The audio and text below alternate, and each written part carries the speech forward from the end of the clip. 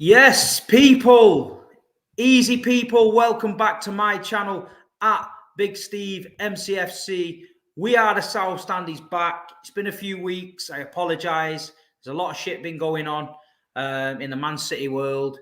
We've not been here to talk about it. We've been with you in spirit. We've been at the games. We've been doing other things, but we're back tonight. Good friends at MCFC lads. How are you doing, Luke? I'm very good, thanks, Steve. Good. And we've got my mate Daps. How's it going, mate? Good, mate. Good. I've a bit of news from Daps. Big 6 extra have been announced this week. You're part of the lineup. Pretty excited with that. Yeah. That should be good. Good lineup, man. It's a good lineup.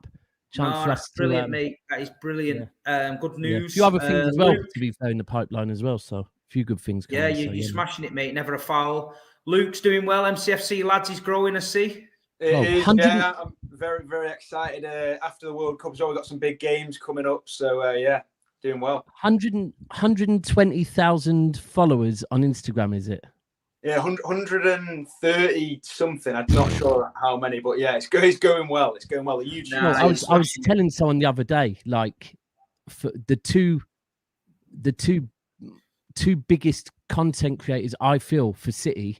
Obviously, Man City and Man City, but away is you and City Extra. If you know what I mean, obviously smashing it though. Yeah, City Extra. I don't see myself competing directly with them. I think they're more of they're massive compared to me. You know what I mean? But yeah, they're smashing it. And yeah, cheers. Yeah, I just want to keep doing what I'm doing. Yeah, it's looking good. First super chats in from Abaid. Could be the same Abaid from the Man City Extra that keeps dishing out all the memberships, man. Yeah. Well, big up, man. Big love to all you lads. We City fans appreciate you. Long live the GOAT. Big up, man, at Abaid. Alex in the chat. Alex, he's crazy, man. Alex on all my streams. He nearly gets me cancelled. I've had to unblock him a few times from other channels for saying mad shit. But Alex, keep being Alex, mate. Big up. Thanks for the support. Right, boys, listen. First is first. Chelsea. Carabao Cup game against Chelsea. Midweek. I did a couple of streams on it with Matisse. We literally didn't know which way City was going to go. I think, obviously, under Graham Potter, he was looking at a few of their fringe players were going to get a game, try and impress the boss. But us with Pep, we literally don't know. Does Haaland start? Does he not? Is he going to change it? Is any of the kids going to come in? We didn't know. The lineup gets announced the other night. Pretty strong lineup for me. Centre-back pairing strong. 2 young fullbacks, Gomez, Rico Lewis. Mahrez was playing again. Alvarez, Grealish. I mean, I thought we put in a really good performance. I thought it was really, really patient, nice and steady. I thought Jack played really, really well. Ortega, unbelievable. I'm going to go with you, Luke, first. What was your feelings on the game? And, what do you think of Ortega and Jack Grealish's performances? Yeah, I saw the lineup. Delighted to see Rico Lewis at right back. Didn't look at all out of his depth. Bang in there. Another good performance from him. And just a bit more experience. Pep said after the game, the fact that he's 17, not putting a foot wrong against Chelsea is mad. I think Grealish was one of the best games I've seen him having a City shirt. Thought he was the best player on the pitch outside Ortega. And yeah, some of the saves he made. There was one. I was on the bottom tier of the South Stand because the Chelsea fans had basically nicked my seat. And Ortega, there was one in the second half where the ball was going down to his left and the linesman's flag went up. And it was such a good header that I thought it had actually gone in. And I was celebrating with my brother thinking it was offside. And Ortega, he'd saved it. Some of the saves were just again, one of the best performances I've seen from a keeper. He's unreal. And yeah, I just thought it was a really good performance. We didn't have the best side out. Alvarez chipping in with the goal. Mahrez with a free kick. I thought it was a really good performance. Yeah. What do you think? What did you think about Gomez? I mean, do you know what's mad? I comes off the social media. I watched the game at home. I explained to a few people. I was on my way to the game. My granddad passed away. I had to turn around, come back. Is what it is. Watch the game at home. But I got on socials afterwards. I was really chuffed. I thought I'm really excited about the way we played. I'm looking forward to the reaction to Grealish because everyone's been crying out for him, playing well. And then all I seen on social media was Gomez isn't good enough. Rico Lewis isn't good enough. Edison needs to be benched. Grealish didn't score. And I was like, come on, man. As a fan base, some people need to calm down because we just won a tough game against Chelsea at home, and people are still finding things to moan. What do you think about that, Daps? Firstly, rest in peace to your granddad. I didn't know that, Steve. So I appreciate it, man. Condolences, man. Yeah, I'm glad that you pulled it up. You know what? Usually it ends up when we catch up, we always agree that certain elements of our fan base are like that. Like the one that pissed me off a bit, and I ran a poll about it. Listen, and I have to be careful how I say it because I don't want to seem negative on Ortega. I think Ortega was unbelievable, right? And it's beautiful to now know that we've upgraded. We've gone and got a goalkeeper because I've seen him. He's good with his feet as well. But to see that he also is a shot stopper like that. But to go on social media and see that at last, I'm so happy we've got him. We might win the Champions League now. It's like the disrespect on Edison and what he brings. Like without Edison, we probably wouldn't get to a Champions League final, right? So anyone that thinks by having Ortega make 2 great saves in a final is going to win us the Champions League, you're not seeing the bigger picture. But again, Gomez for me. Sorry, not Gomez. Rico Lewis, for me, he's 17, right? And I'm now starting to think, because I've been watching Walker drop games every season, 4 or 5 games every season. And this season we've seen it, a big injury, saying we need a right back. I am actually now starting to think, do we? Or really could Rico Lewis be the long-term replacement for Walker? Because if we think when we've played Akanji or Stones there, defensively they're fine, but going forward they offer almost nothing, right? I think that's slightly why Mahrez hasn't looked as good this season because he hasn't had Walker there who does the overlaps, the underlaps. I think Rico Lewis has got some real fucking potential, like some real potential. He's come through the academy. He knows how to play instantly, and he's 17. We have to remember he is 17 years old. For anyone to say he's not good enough, it's a Carabao Cup, man. Like, I just think there's a few people like to moan. And listen, they're entitled to moan. Everyone's entitled to their own opinion. I see Ortega coming in as a real big plus because I think that gives Edison a real something to worry about because Edison must be in training. He's looking at Scott Carson and he knows he ain't never getting a game. He's looking at Zach Steffen last season. He's thinking, he ain't touching me. But he's looking at Ortega now and thinking, hold on a minute. This kid can save it. His distribution's decent. He's keeping clean sheets and the fans like him. I need to up my game. And good competition for anybody in a side is what you need. So I get that. It's a bit too early to start talking, Edison out. But listen, if Ortega comes in and does really well and Pep Guardiola sees him in training every week and decides to put him in as number 1, then I ain't arguing with Pep Guardiola. But I'm just happy that Ortega is there. And I don't want to have a situation this season like Liverpool where we have to play Zach Steffen in the semi-final like that. So for me, it's a positive. And anyone that gets on the case of young kids, don't forget, this Manchester City team is one of the best teams in the world. And if you're 17 stroke 18-year-old and you're getting in this team playing in the Champions Leagues and scoring, then you're a good player. Well, regardless what anyone says, you're a good player.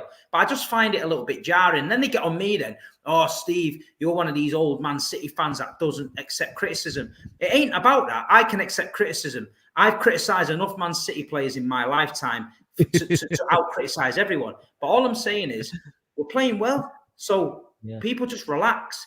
Don't sit there thinking of something to make up. Relax, man. Let's praise the players.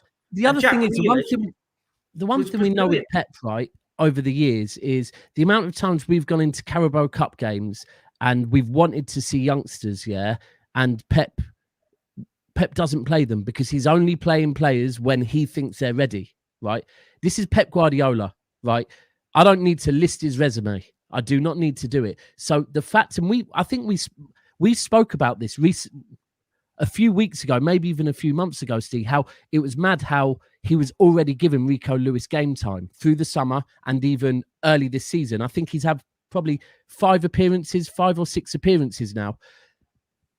That's because Pep trusts in him. Now, that tells you a lot because there's other players. I mean, let's be real. Mcfc is out on loan for a reason, right?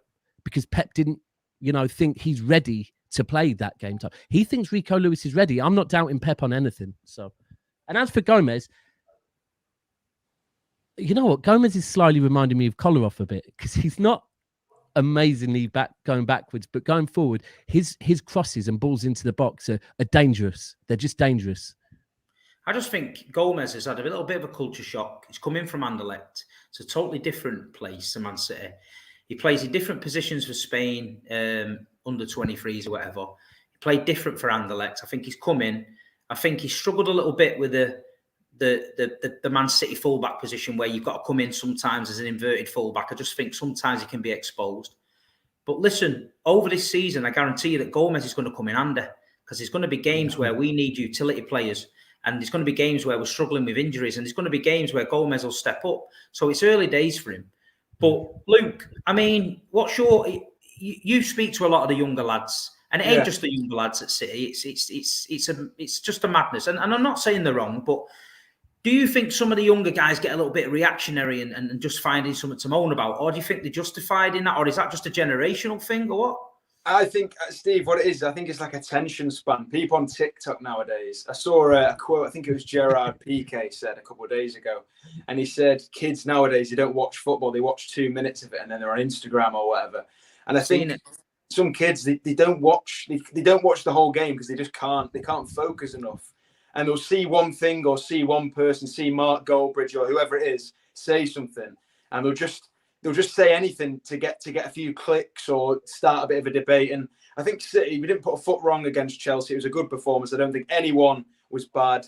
And yeah, I just think people nowadays, younger lads especially, they'll just say. You know what winds me up, right? The most thing that winds me up. Obviously, I'm a big defender of Jack Grealish, right? Yeah. I said Jack Grealish this season will be his season. And I'll judge Jack Grealish at the end of the season. And if he's not performed good enough, I will do a video and I'll call it out. But at the minute, I think he's playing well. But the most jarring thing in the world is when someone says to me, how many goals or assists did he get today? And I go, I think to myself, are you crazy? Do you not watch football? It's not about goals and assists because there's a lot of players get goals and assists and do not a hell of a lot in a game. But Bruno Fernandes, Steve, he's had a few goals here and there. I think he got 2 in the Carabao Cup last night. You could line him up against Grealish and say, look at these goals, these assists. Sometimes you look at Haaland or Alvarez. This season they've been good. They've had the goals, but you can't just look at goals. For some players it doesn't work. Bernardo Silva is an example. Sometimes he chips in with the goals, the assists. But that guy is one of the best players in our team, and he's not always getting it. It's the same with Grealish, I feel. If he starts getting a few more goals and assists, it's good. It's a good thing, obviously, but you don't need to all the time. No. Do you know what? I said this is what happens now because, and do you know what I'm really seeing this season? I've started saying to a few Arsenal fans that are starting to nibble at this. Jesus needs to, like, I'm hearing Arsenal fans saying Jesus needs to score more goals, and I'm saying, listen, you lot need to lay the fuck off him because if you start believing this narrative, he's going to have 1 or 2 actual bad games, and elements of your fan base are going to boo him, and all of this good work is going to go down. You had Aubameyang, you were getting, he was getting accolades for scoring so many goals. Where did you finish? You've got the ultimate team player. The people that are criticizing Jesus are Liverpool fans that are not happy with their team at the moment. So they're clutching at Jesus. Same thing. This is what happens from rival fans. When a City game can finish, take the United game as a perfect example. United game finishes, Man City win 6-3. Rival fan picks up their phone. They go on an app. They look at the app. They look at the goal scorers and they look at the assists. They don't see Jack Grealish's name. They go on a stream and say Jack Grealish was shit, right? You ask a United fan, they'll say, I mean, to be fair, he was one of City's best players. Because, look, when you've got a team like ours with ball players and passers of the ball like ours, you need a player that can create space for these players. You need a player that's a magnet that draws players in. That's what Grealish does. Then he passes it off to De Bruyne, flings it in the box, Haaland scores. De Bruyne and Haaland get the accolades, rightly so. It's Grealish that made the space, but people don't want to hear it. It's because we're so damn good, they've got to find something.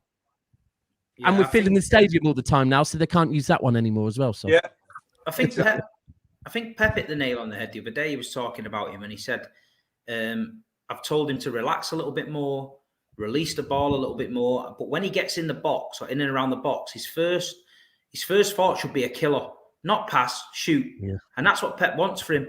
And I think against Chelsea, you could see it. He was driving into the box, little 1-2s. He was trying them shots." I mean, Mendy made a couple of good saves from him. But it's coming for Jack. It's coming for him. And at the end of the day, we're still winning games. We're still progressing in Champions League, and we're still knocking on the door for the league. So, it's not like, there's certain players out there, certain big money players out there that are going to come to certain teams and take over the Premier League that can't even get in the England squad. But we won't mention that. You know what I mean? We won't mention that. That's just like, no one's talking about that. But at the end of the day, my question was just with some of the fan base, calm down a little bit. Let's judge it at the end of the season, and let's just, chill out. But it was another thing from the game. First of all, we mentioned Ortega. We knew he had an outstanding game. Grealish played well. Alvarez with another goal. I mean, Luke, this kid, young kid, come in the shadow of Haaland. He's doing okay, isn't he, for the Premier League first time?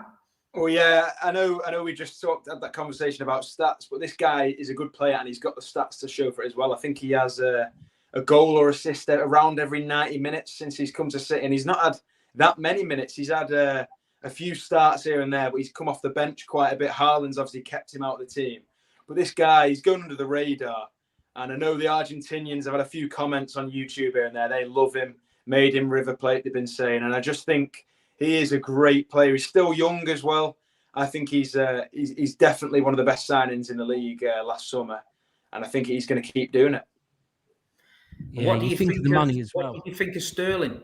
Raheem Sterling's, from what I was watching on the TV, he seemed to get a bit of a mixed reaction. Was that right? Was it mostly positive or 50-50? I'd say it was 80-85% clapping, and there was a few people here and there booing. And then when he got the ball, the problem is, I clapped him obviously, and I'm not going to sit there and boo it. I'm not going to sit there and clap him when he gets the ball because that's just not normal. But some people were booing, so it kind of skewed it to look a bit like he was getting a bad reception. I think he had a good reception, but again, I think a few people have been kind of swayed by a few comments he'd made in the media and stuff. And I think you should be clapping him. The guy was at City a long time, 4 Premier League titles, and the amount of goals he scored as well.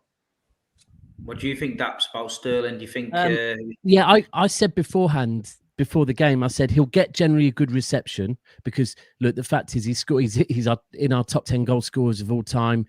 Anyone that leaves a club and leaves with 4 Premier League trophies plus countless other cups, they shouldn't be booed. I mean, look, Milner had to do something against us. If someone says something against us, we'll change. But generally, when players leave City, you can't really. It's a handful that we don't like. But I just honestly on Sterling, I was saying so long when he leaves City, I felt Arsenal would be the right club for him. And I think I'm going to be proven right because I'm sorry to say, but Chelsea's fan base, they're too reactionary. They will switch on a player like that, and you're going to see it. I hate to say it, but Sterling now will be the full boy. He will be. And we know it. To get the best out of Sterling, you've got to manage him correctly, and you've got to play him correctly. If you don't play to his strengths, there's no point. Under Pellegrini, when it was one-touch football, where was Sterling? He wasn't doing the numbers, and I think that's it. But I've been asked, is he a legend? He's definitely not a legend, but I respect everything he did for our club 100%. I wouldn't boo him, me personally, but no, I think we had this conversation with Matisse. I think Manchester City over his time here, we all know that he missed some mad chances, but City tend to pull him out the shit. There was games where he missed a couple of sitters, but City would win 2 or 3-0. It was all forgotten about, and we carried on. Wolves away last season. At Chelsea, he's missing these chances and he's scuffing these chances, and Chelsea are drawing or Chelsea are getting beat. The fans are starting to get on it because if you're the main man in a team and you've been bought for big money and you're going to a club like Chelsea, they want products out of you. At Manchester City, he was great for us. He was, but he gets a lot of chances. You look at the chances Haaland's getting now. Raheem Sterling was getting them chances and missing. Someone did a clip on Twitter, brilliant. It was Jesus and Sterling, and on the end of De Bruyne chances, and loads of them were missed. And then you look at Haaland now; he ain't missing. So listen, I wish Raheem Sterling well. The best way of dealing with Raheem Sterling was for us to win that game, see what he was missing. We won it, and we move on. Steve, just to finish, go on. I have to say, in case you didn't hear, people actually used your chant as well. They were singing Raheem Sterling, he's 6th or 7th or whatever he is in the league. They were singing your chant. So I thought that's Big Steve there. He's caused that. That's what we want. That's what I said. That's the way to hurt him. 80 likes on the stream. There's well over 100 people watching. We've got I know, man. See a few more. People need to sort it out. They're taking the piss, man. There's people in the chat here. Come on, let's hit the like button, man. This is elite quality content here. We're just having a chat like City fans in the boozer. We're saying how it is. But just to wrap up on the Chelsea game, great win. Kalvin Phillips came on, got some minutes under his belt, ticked it over nice. That's a role I think if he was fit, he'd have played a lot more this season. I think Rodri needed a break. I'll go to you, Daps. What's your first thoughts on Kalvin Phillips? Are you happy with him being in the England squad? Are you looking forward to him coming back next season and at the end of the World Cup and helping us to win this title? Because we haven't seen nothing of Kalvin at the minute. And do you know what you say about Rodri needs a break? He's actually, if you notice this season, Pep has been resting Rodri a bit as well. So Phillips definitely would have played quite a bit of football this season, I think. Do you know what? I know we're going to get onto the World Cup in a bit, but I've been speaking about the type of man that Pep is. And someone said the other day, Pep's going to play a full-strength team because he respects the Carabao Cup. And I said he does, but Pep also respects football, and he will understand totally that a lot of these players will be worrying about their fitness going into the World Cup. And, you know, he's a footballer. He's a passionate man. He's the man that says if a player isn't happy, they should leave a club. And I think that is, people need to be ready. That is why you've seen City in third gear most of this season, because I think Pep understands. And I think with people like Phillips, it was like he's allowed them, him and Walker, I think, to have more time getting fit and not rush them back for that exact reason, because he wants them to go to the World Cup. He wants every single footballer. How many times have you seen Pep go up to rival players and have a word with them and say, why aren't you playing better? He wants every single footballer to hit all their achievements. So I think he's been resting Phillips a bit. And I think Phillips' second half of the season could be massive to us. Look, we're going to need it, because when you go through our team going to the World Cup, I think, what is it? It's Mahrez isn't going, Haaland isn't going, Ortega, and that there's not too many. Not too Cole many Palmer, 16. like youngsters. Yeah. So we're going to need, I mean, look, we don't know when everyone goes out, but we got Liverpool on what, the 23rd? I think, yes, 21st or 22nd. Oh, yeah, 21st, 22nd. So, I mean, look, I don't think Phillips is a starter for England. I think it would be crazy to think he'll just go straight in and start for them. And that could be good for us. That could be good for us. The second half of the season, when we get back, and we got United on, what is it, the 13th of January? 14th. 13th, 14th. So players like Phillips, they could be massive in this second half of the season. Absolutely huge. I don't even want to call it second half. It's like a second. Yeah, it's a strange situation to be in. Obviously, we're used to that Christmas period being a bit thick and fast. It's going to be a bit different this year. But the World Cup... Have you seen the Germans, actually? Germans don't go back to football in the Bundesliga till the 20th of January. Yeah, they have that winter break and that. We've just got that fixture pile up. We're just never going to get there. But the World Cup squad's announced. Was there any surprises? Maybe Ivan Toney, maybe Sancho, but Sancho's not doing it. Phillips made the cut. Kyle Walker made the cut. So overall, I mean, I don't want to talk too much about England. Since I went to that England-Germany game the other week, and that having to watch Harry Maguire, I was traumatized by it. Let me tell you, I'm traumatized by Harry Maguire. And I reckon if he can play in the World Cup for England, I can fucking play in a World Cup for England. I'm going to aim for the next World Cup. I tell you, because I'm a better centre back than him now, even with a dodgy ankle. But anyway, Kalvin Phillips, Kyle Walker, are we happy to go into the World Cup from a player point of view, going to get minutes and all that, or are we a little bit selfish and thinking they shouldn't have gone and we wrap them in cotton wool ready for our title run? What do you think, Luke? I think the World Cups come around every 4 years. You can't really deny a player if they're going to get picked, they're going to play. You can't wish them not to do well. But Kalvin Phillips, what a guy! He won England Player of the Year 2021. That was the year England had their best run in a tournament since obviously we won it in 1966. So you can't deny him a chance just because he's not had that many minutes. He's been injured. It's out of his own control. You've got to be playing Kalvin Phillips in that England side. As the DAPS has said, we're not sure if he'll start, but he's certainly in the conversation if he's fully fit, because he was so good at the Euros, and people were criticising Southgate. Should he have started? Nice. Yeah, you're right. Yeah, should he have started? Should he have started that game? And England do work well if Rice was to play as well with that double kind of defensive midfielder spot. So yeah. No, DAPS, Kyle's been injured for a while. You know, he's an important part of what Man City do. He's going to be an important part for England. I mean, there's some City fans saying, Steve, he should never go. He's injured. He should take it on the chin and all that. But you're not going to deny a player, like Luke said, going to the World Cup. You've got a sniff of the World Cup. You're going. I mean, what do you think? Do you think are we going to spend this World Cup sat with our fingers crossed, hoping that our team come back unscathed, or are we actually going to enjoy it? Because I don't know. I just don't like it. No, I'm not going to lie, Steve. You're spot on. Because Walker, yeah, like when I heard that Walker might be injured because of his age, it's like, you know what? That's sad. That would be sad because this will be his last World Cup. But I do have concerns that he might be rushed back for it. I mean, TalkSport was speaking on Walker, and they were saying even with 1 foot, Walker is starting. He's our best defender. He is our best defender, right? But I really think we've missed Walker this season more than people even imagine. I think playing out from the back, Walker might be our strongest player playing out from the back. Edison always seems to favour playing out down the right. I think Mahrez has missed him. I think Cancelo's 2 mistakes he's made, the one against Liverpool and the one against Fulham. When Walker's on the pitch, it's not Cancelo in that position. It's Walker. Exactly. Walker plays that last man role. And as I said at the time, at Anfield, he was the man we missed. And I got laughed at.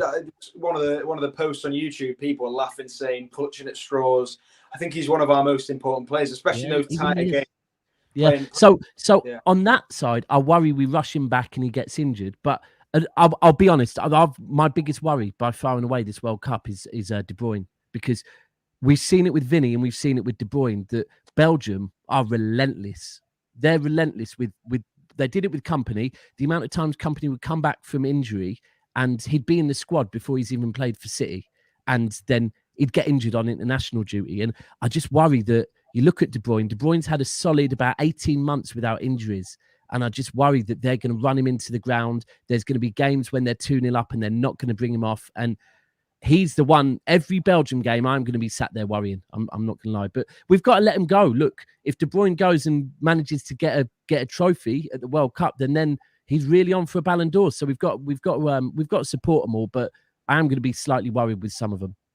I think Pep's today come out a bit tongue-in-cheek, said that game against Liverpool in the Carabao Cup, that Pep's going to play centre mid and Jurgen Klopp's playing left back for Liverpool. I mean, looking at the City team, you know what? I'm just going to throw it out there, me.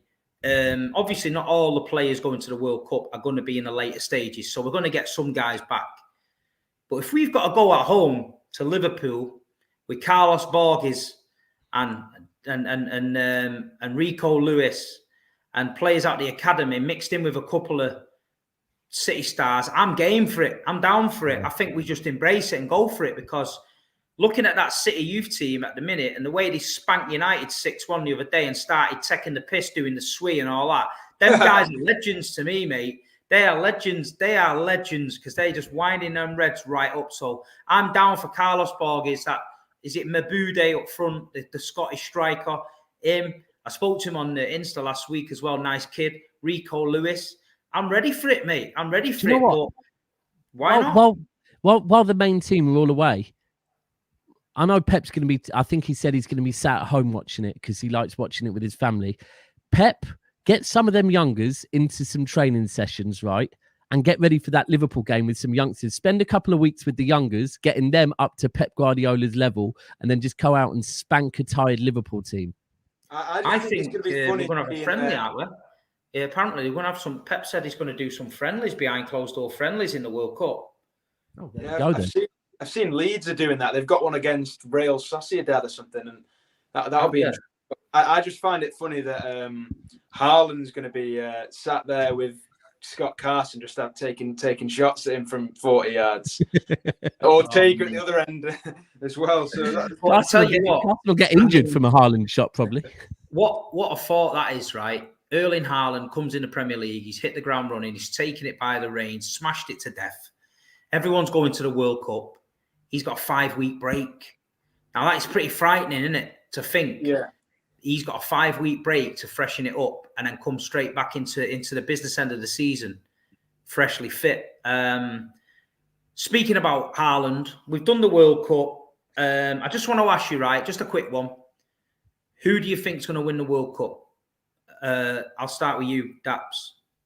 Is football coming home, Daps, or is it definitely not fucking coming home? It's not coming home. Brazil, I think. What about you, Luke? Well, for me, I think we saw England in the Brazil 2014, and it was shocking. I think the hot weather just doesn't suit us at all. So I'm going to go with Argentina. You're the same as me. I'm going for Messi Argentina. Winning, yeah? I'm going for Argentina. I think Messi wins it, yeah. It'd be nice. I'm not going to lie. Would be nice. Yeah, I mean, don't get me wrong. I'd like to see the Portugal lads, Bernardo, Ruben. You don't want to see Ronaldo. Cancelo. Not that fucker from over the road who can't get on the team sheet anymore. Not him. The bench warmer. Nah, the proper Portuguese boys. I'd like to see them maybe have a do if England don't do it. But it is what it is. It's mad. And while I'm on the World Cup, I'd just like to say, anyone who's in Manchester, the World Cup, there's a place called Mayfield Depot. And there's a company it's the biggest indoor World Cup fan park. It's called Road to Victory. England play Iran on the 21st, I think it is. 1 o'clock kickoff. I'm going to be there. I think Saeed's going to be there. There's a few guys going to be there. We're going to watch England in Mayfield Depot. I think this ticket's still available. What else are you going to do on a Monday? England and Iran, innit? Just get on the ale, get a few burgers, a couple of bratwursts, get down there, 3 lions on the shirt, Vindaloo, go home, smash your gaff up when England get beat off Iran 1-0. What more in life do you want than that, fellas? That's the worst thing, though. You do see that. We are somehow going to struggle to get through this group. Fuck it. Oh, mate. And someone said that to me. Go home after it when you got beat off Iran 1-0 with a kebab. I was like... See, your mate, though, your mate Jack Grealish, I think he's going to tear it up at the World Cup. Yeah, I hope so, mate. He was one of England's best players at the Euros, and he barely played. Like he was coming off the bench. People were going at Southgate, why is he not starting? Why is he not playing? And then he signs for City, and people hate him again. So, yeah. That's spot on. I was having this conversation with someone the other day. Let me just address this, yeah. The man can't disrespect Ronaldo like that. He's 37. This is my channel, yeah, and my show. I can fucking disrespect who I want. And I'm telling you now, the bench warmer is a prick. So we're leaving it at that. Yeah. Norwich, man. Steve, he only scores against Norwich as well. Exactly. To be fair, if he's a United fan, then he fucking disrespected your club. So, I mean, it's fine for us to disrespect him. We're actually slyly sticking up for United in a weird way. Yeah. And then Paul hits it. Oh, Paul hits a nail on the head.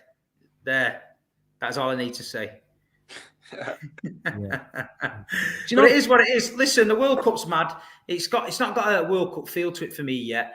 Until I go in Sports Direct and see all them shit England shirts hanging up and a load of snide England gear, flip-flops and all that, I can't get excited. But you know what I mean? It is what it is. We'll all be singing Free Lions and all that nonsense and Sweet Caroline, and then we'll be getting knocked out and depressed again. So it is what it is, isn't it? But at least it's Christmas.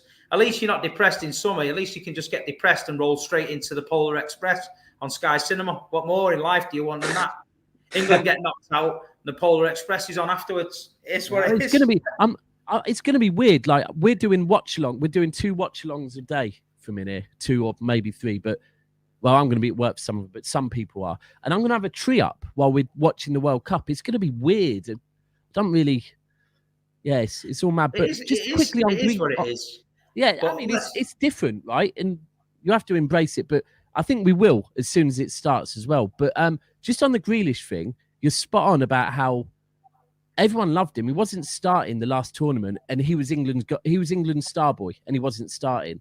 He moves to City, and now there's this narrative. But if we're being honest, Jack Grealish, as a footballer, has improved since he's joined Manchester City. Now, other rival fans won't get it, but what I've seen the last 10 games is he is slowly becoming that player that can pick up the ball and drag the team forward. Like almost like Bernardo Silva does. He's making these runs, and I think we're going to see it for England. I think when Grealish first arrived, it was Grealish is going to play wide left, and Foden's more likely going to start dropping deeper. But I think over the last year and a half, me personally, Foden is still best out wide. He's too electric. I think Grealish playing in an 8 role is fucking top tier. I really do think it. He can pick up the ball from Rodri and just bring the ball forward and just draw players to him and give them front three more space to run into. Yeah, I think my take on the England situation is, you look at the England squad and our attacking players is where our danger lies, but the manager is more defensive. So if you've got a double pivot in midfield of Jude Bellingham and Declan Rice, you're going to struggle to find a better double pivot than that in Europe. But if you've not got Jack Grealish in a 10, or Maddison in a 10, or Mount maybe in a 10, who can get that ball and start that link from midfield to attack, where you've got maybe Raheem Sterling, you've got Saka, you've got Kane, there's no point, because it's so negative and defensive. And you find them, Maguire and Stones have got most of the ball. They're getting cut out in midfield. It's not getting past Rice. Rice is turning backwards all the time. Bellingham is turning sideways all the time. And it's very negative. When Southgate actually lets that England team play, and he says, look, you go out there, boys, express yourself, play the game, and we put it on teams, we've actually got a decent side. But in my opinion, Gareth Southgate hasn't got the bollocks to do it. He's too negative. He's had his time. He fell up short. And the only saving grace is this. We're playing a World Cup group that's got Iran and USA in it. There's a couple of games there where you can get your ship sailing in the right direction. It's not like you're in a group of death and you've got to be on it from day one. You're playing Iran. You can try a few things out and get yourself into it. So I'm hoping Southgate does that. But if you're asking me to put my mortgage on it, I'm not doing that. And I just hope we don't have a boring World Cup where we regret it again, because we've got a generation of great players sat there. The team's decent, but we've got to play to the strengths of the team for me. Yeah, agreed.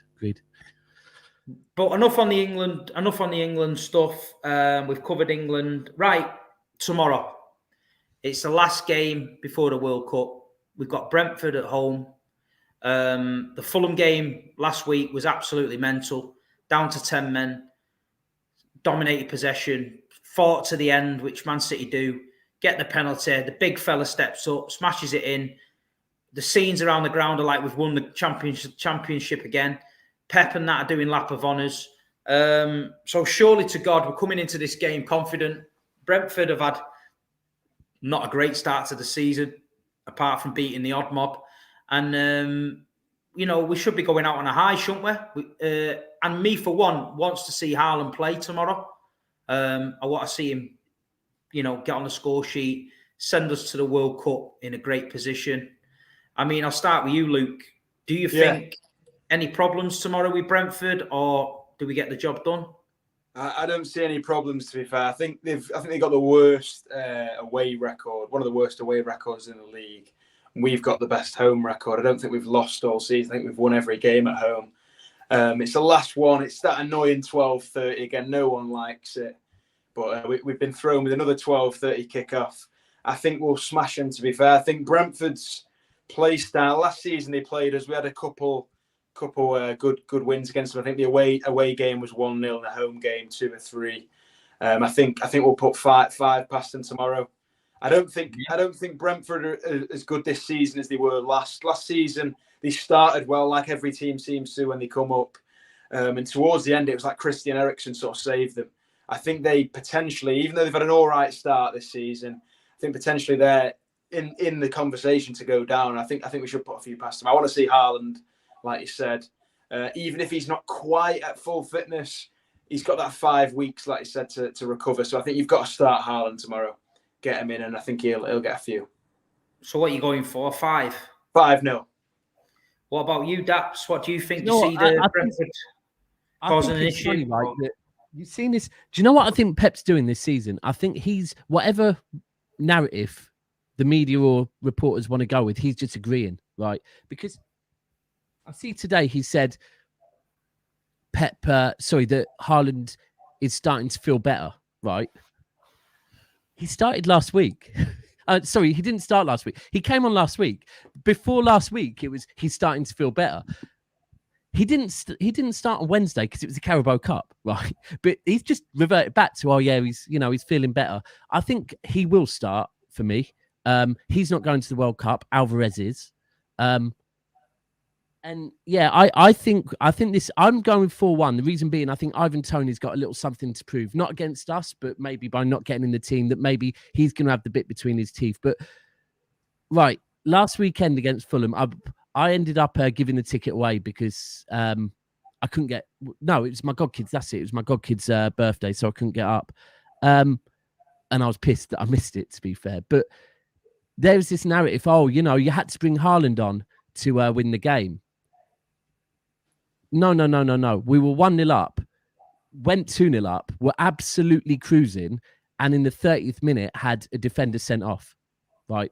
We were playing against a Fulham team, which is very easy to go, it's Fulham. No, Fulham was 7th going into that game, right? So, again, that's nothing to... They're a good team, right? And we had something like 80% possession for 65 minutes with 10 men, right? We were peppering their goal. And again, people will say, Haaland had to come on. But the one thing I've really seen this season, everyone's hanging off of without Haaland. If you go and look at most of the games that Haaland has come on, or Haaland hasn't been the only player that's come on. Rodri's come on. Bernardo Silva's come on. Foden's come on. Haaland's come on. So it's not just that one rotation, it's multiple rotations. But we were looking good against Fulham. We were looking good. But tomorrow, I think Pep's going to have, I think Pep will be to the players that are playing one last game, get this over the line, then you can all go enjoy the World Cup. You've got to remember, this is Manchester City. Our players naturally take every single game seriously. So I expect this to be... How many goals is Haaland on? 18? He's on 18 league goals. I think he's 23.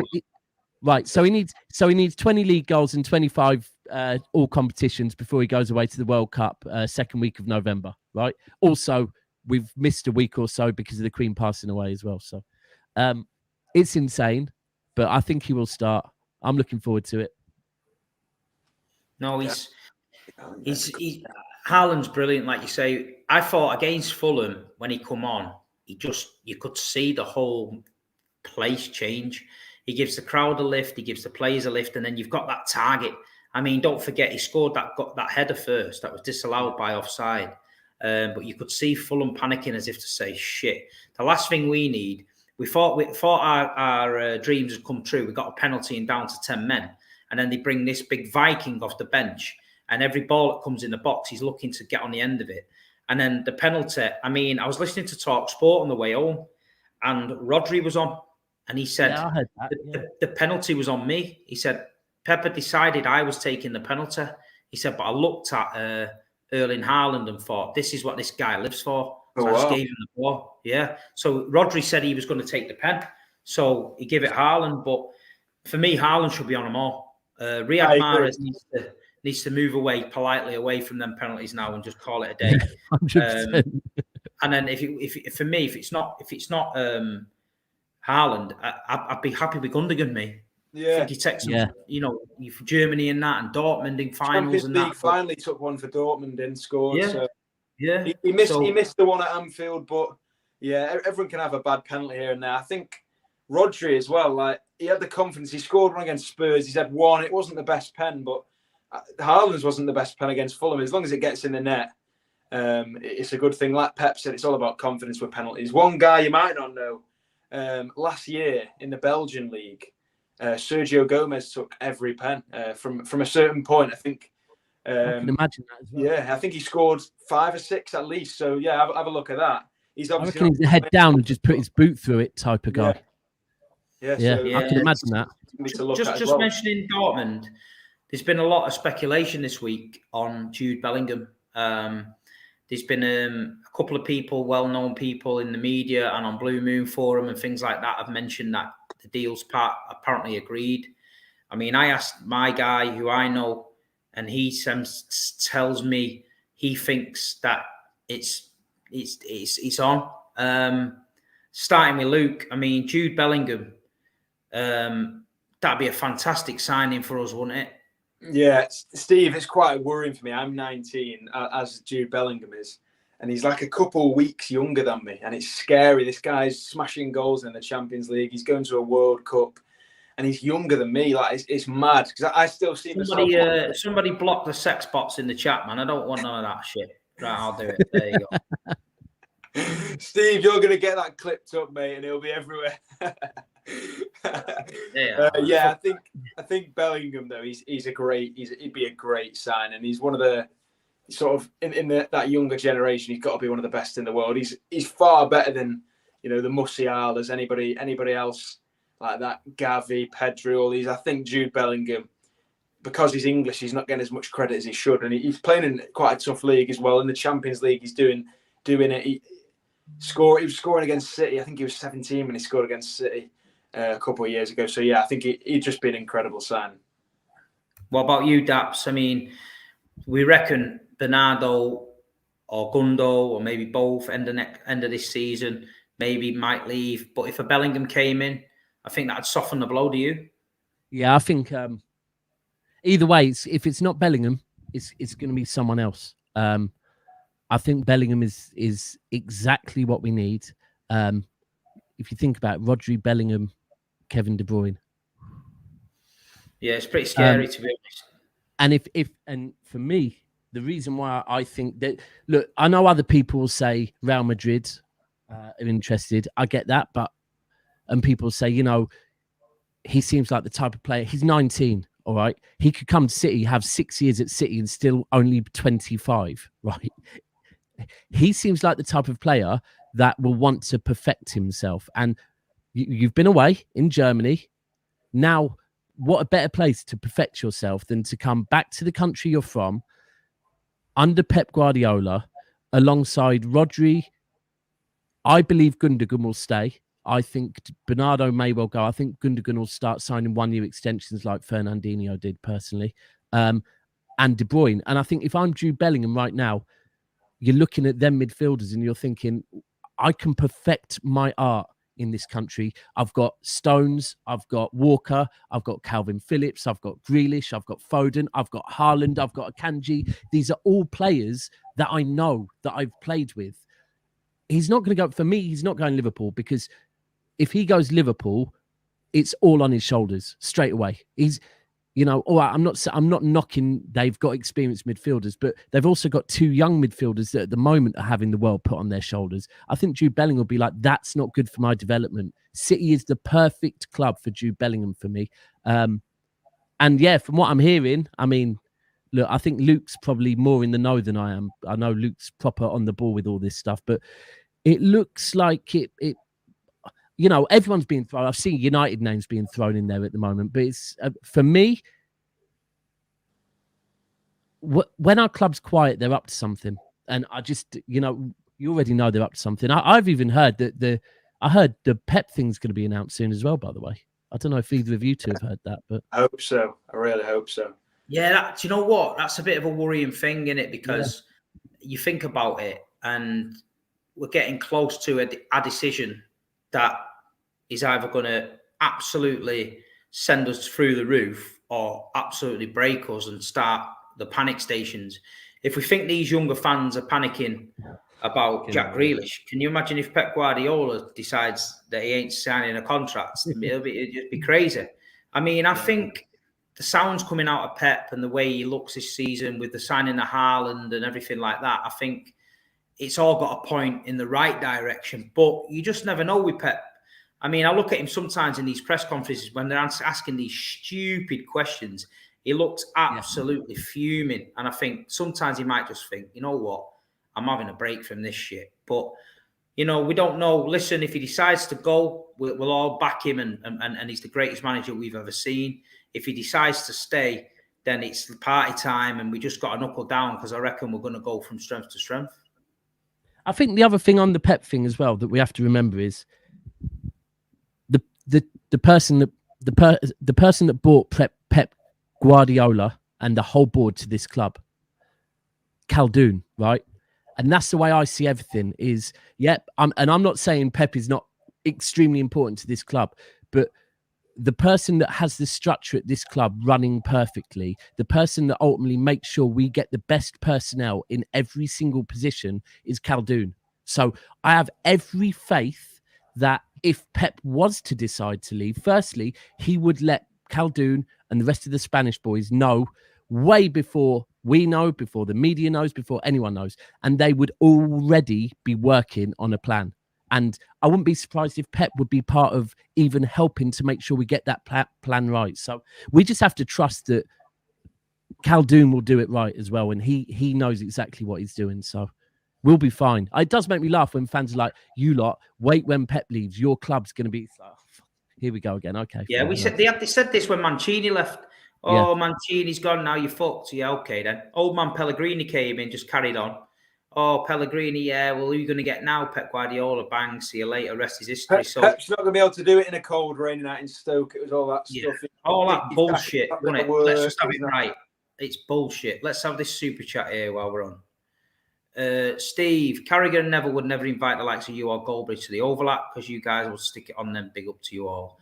Yeah. Listen, first of all, I don't think Goldbridge would because he's a weapon. But other than that, the overlap, I'm ready for the overlap. I'll do the overlap for free. No problem. I'll pay my own travel. Yeah. I'll even buy Gary Neville his dinner if he wants to do the overlap. Because, I mean, Esteemed Company, he's a City fan. He's one of us. You know, I know him not very well, but I know him quite well. He's always been all right with me. Some people love Esteemed Company and the way he does things. And some people love the way I do things. Some people hate the way I do things. That's just YouTube. I think it's a tough show. I think City get a lot of shit on there. I think they get patronised on there. I think it's difficult for you to get your point across. But yeah, sure, I'd love to do it. I'd love to get on there. I'd love to put my point across to them from a different angle. I think they ridicule the club. They come out the other night and said it was a bit jarring that Man City, the way we play football, it's boring. And I'm like, hold on a minute, Gary Neville. It wasn't boring when you was winning 9 league titles or whatever. That was called class football. But now we're doing it. All of a sudden, it's boring. So it's all bullshit. And it's shit. What point of about 650 comebacks already this season's boring as well? The Dortmund game, Fulham, we've had hundreds of games. City are an easy target for these people. That is all it is. Gary Neville even went so much deep in one of the overlaps to start calling out Sheikh Mansour's finances and sponsorship deals. Now, I'm not being funny, Gary Neville. What the fucking hell has it got to do with you about sponsorship deals when you own Salford City? Your budget's 10 times bigger than everybody else's. Your mate Peter Lim from Valencia is a billionaire who's on the board at Salford. So you're not telling me he's on the board at Salford because he's a Salford boy and he drinks Boddington's bitter. That's bullshit. He's on the board because he's your mate and you brought him to the club. So if Sheikh Mansour wants to bring Etihad Airways and his brother to the club, he's perfectly entitled to do so. So all Gary Neville has to realise is this. I'm taking business advice off Sheikh Mansour, who's a multi-billionaire, not off Gary fucking Neville, who's getting paid to go out to Qatar and taking that dirty money after going on how dirty it was in the first place. So that's all he's got to do. Steve, the other thing is, right, is that I just think it's hilarious is how, right, about 3 seasons ago when it first started being spoken about, right, we all remember, firstly, when Man United were absolutely in the mud and he went on Sky Sports after the game and said, I hate to say it, the 2 teams that I want to slander the most, Manchester City and Liverpool, are 2 of the best run clubs in football. He said it, right? He also, I remember on Sky Sports, was basically when we first started being spoken about with the UEFA thing, he was saying City will go to court and will win this because what they're doing is right. What they're doing is the financial fair play was brought in to make sure that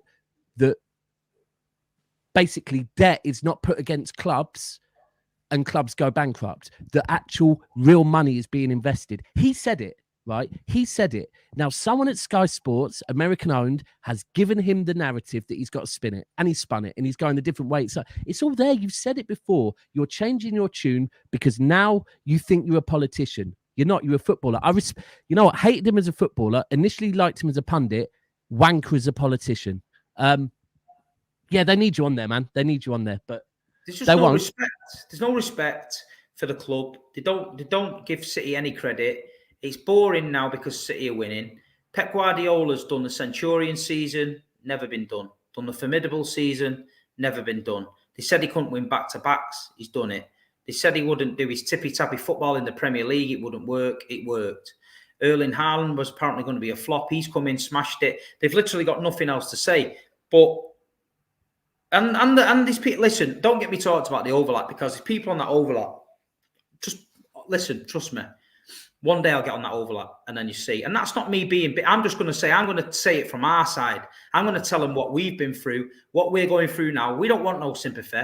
We just want a bit of respect because in the shoes on the other foot, when they were winning all the titles and all this shit, everyone was creaming out the pants saying, oh, Man United this, Man United's great, really great to watch. Now Man City are doing it's boring. It's absolutely pathetic. It's shit TV and it's pathetic. But the thing for me is all this bollocks. People can say this, say that. You're a fan, you plastic fans, all the money, the club's not being run. At the end of the day, I couldn't care less because my team's winning everything. And that's the real thing that matters. Who's winning and who's going to be winning. Newcastle fans, for example, they can be excited about things they've got to come. But these teams like United, Liverpool, they just want to be winning and they're not winning. That's the problem for them. It's uncomfortable when you've been at the top table for so long as a player and as a pundit like them two have, then all of a sudden your nose gets put out of joint. You don't like it. Then when you're forced to be on the ground feasting for scraps, when you used to be eating the turkey on the top, it doesn't taste nice. And that's all them two are doing. So the only way they can have their sly little digs is to go at Stephen, who's trying his best to be a nice level-headed fan and basically try and bully him. So Stephen changed his outlook last time and tried to come in and defend City. And then he can't win then because everyone's saying, oh, he's interrupting and he doesn't shut up and all that. So I feel sorry for him. He can't win on that show. It's a setup. It's a setup to basically ridicule Man City and he's doing a thankless task. But listen, I'll always go on there if they want me on there. But to be honest, if they don't, I don't give a shit. But at the end of the day, it's a campaign against Manchester City on there to make us, anything we do, we downplay it. It's never good enough. There'll always be something that you have to do. But listen, people, we're used to it now, Blues. We're used to it. We just got to deal with it, man. We're still winning.